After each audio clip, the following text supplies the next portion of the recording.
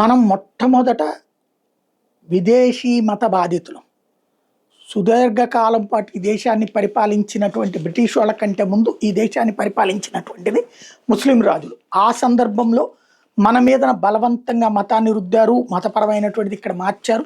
మన తాత ముత్తాతల నాడే మారారు. మనం వాళ్ళతో కలిసినే సహజీవనం చేసాం. గ్రామీణ ప్రాంతాల్లో కూడా అక్క, అత్త, అమ్మ అనినే మాట్లాడుకున్నాం ముస్లిం సంప్రదాయంలో ఉన్నవాళ్ళు. కానీ ఈ మధ్య కాలంలో పాకిస్తాన్ ప్రేరేపిత మత ఉన్మాద లక్షణాలు పెరిగినప్పుడు మాత్రమే వాళ్ళని మాత్రమే తప్పుపడుతున్నాం, కానీ ముస్లిం సమాజాన్ని తప్పుపట్టం, ముస్లిం సమాజం మరింత కలిసిమెలిసి సాగాలనే కోరుకుంటాం.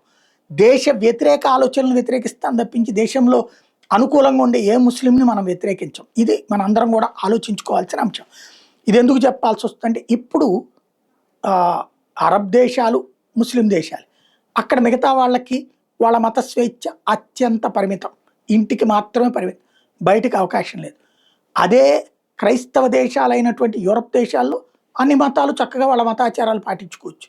కానీ అక్కడ క్రమంగా ముస్లిం దేశాల నుంచి వెళ్ళిన వాళ్ళు స్థిరపడిపోయి ఆ దేశ సంస్కృతిని ఆపేసి అక్కడ షరియా చట్టాలు కావాలని కోరుతూ ఉద్యమాలు చేస్తుంటే ఇన్నేళ్ళు మనం చెప్పిన మాటని అర్థం చేసుకునే సమాజం ఇప్పుడు అర్థం చేసుకుంటుంది.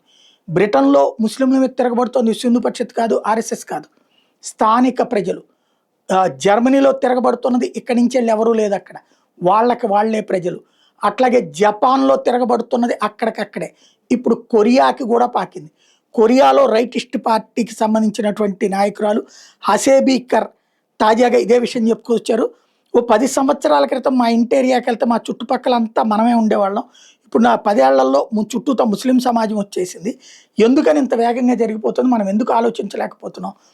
చొరబాటుదారులుగా వచ్చి శరణార్థులుగా మారి ఆ పైన వాళ్ళ నెత్తిని పెట్టుకుంటే మనకి ఇట్లాంటి పరిస్థితి అవుతుందంటూ ఇప్పుడు అక్కడ కూడా రైటిస్టులు, ఇప్పుడు ఇటలీలో ఎట్లయితే జార్జియా మెలోనీ వచ్చిందో అలాగే ఇప్పుడు బ్రిటన్లో యూకే రిఫార్మ్ పార్టీ వస్తుందో, జర్మనీలో కూడా రిఫార్మ్ పార్టీ వస్తుంది. ఇక క్రమంగా ముస్లిం చొరబాటుదారులు శరణార్థులుగా మారి ఆయా దేశాలలో ఆధిపత్యాన్ని సహించలేని ప్రజలు ఇప్పుడు రైటిస్టులు అవుతున్నారు.